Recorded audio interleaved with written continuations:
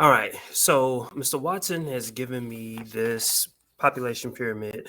So the first thing that I know that I need to do whenever I'm looking at any population pyramid is I need to take a look at the title. So as I look at the title of this particular population pyramid, what I see at the very top of it is that it is titled United States 2010. So I am going to actually write that down, United States 2010.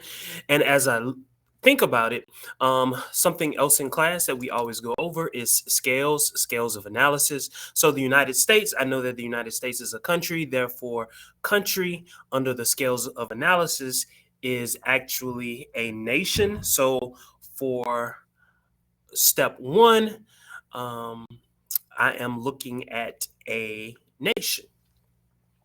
Next thing that I'm going to do is I'm going to look at differences between males and females.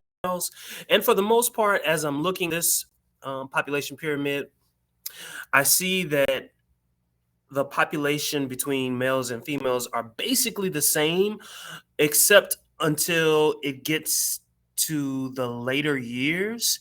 Later years meaning 65 and up. I noticed that there are more women than there are men. And so that basically tells me that at some point there was a war fought between that the United States fought in. But that doesn't really affect much because that's at later years. They're not at an age where they are likely to produce lots of these. So that is not of concern to me. The next thing that I'm going to do is I am going to look at age groups. And I'm specifically looking for the age group where I see the most numbers. And the age group where I see the most numbers is between 45 and 49. That's the largest group. If you look right above it, 50 to 54, that's a substantial amount as well. But I'm looking for that one age group. And so that one age group is 45 to 49. And that is important because when I look a little further down, I am starting to see an echo in the amount of people um, um, at the ages of 25 to 29. All right. And then the next thing that I want to do is I want to look at the birth rates at the very, very, very, very bottom of the population pyramid.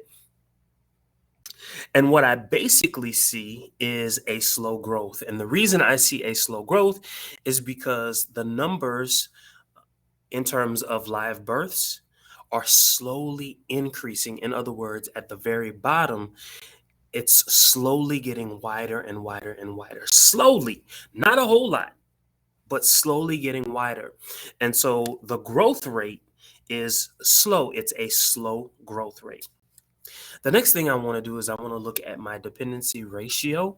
I want to look at the differences between the age groups of 0 to 14 and 65 and higher, and then divide them over the total number of people who are at my working ages, and that is 15 to 64.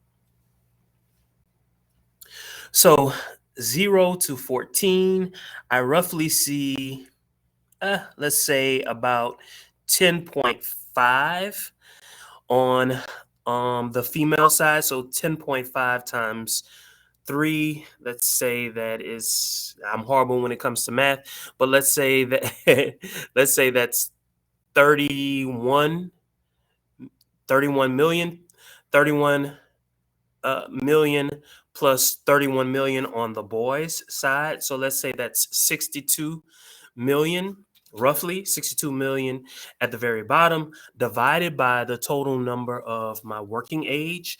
And so that is 15 all the way up to 64. I don't have enough time to calculate all of that, but definitely what I would want to do is divide my dependency group at the bottom by the total number of working age group. and then multiply that by 100. I would want to do the same for my dependency group that is 65 and higher, and divide that number by the total number of working age adults. And working age adults is 15 to 64. And then multiply that by 100. And whatever numbers I get, I want to add those two together. I want to add the numbers that I got by dividing the higher age dependency group and the lower age dependency group, put those together. If it is below 50, then it is a low dependency ratio. If it is higher than 50, that is a high dependency ratio. And if it's in and around 50, that means it's moderate.